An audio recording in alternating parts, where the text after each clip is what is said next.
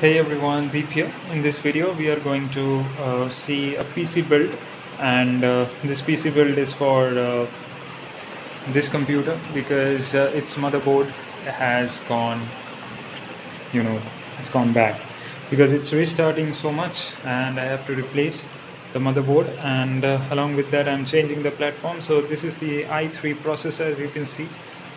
This is the i3 4160. I'm going to give, if you can see it clearly, 4160, yeah, 3.6 gigahertz from Vietnam. So this is an OEM processor with 1 year of warranty.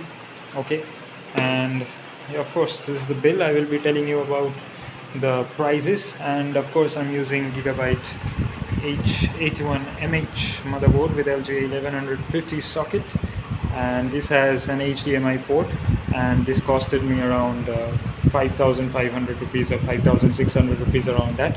So if you are building a fourth generation PC, go with Gigabyte. Don't go with those Frontech and Zebronics and all those consistent kind of stuff. Do this, it's better.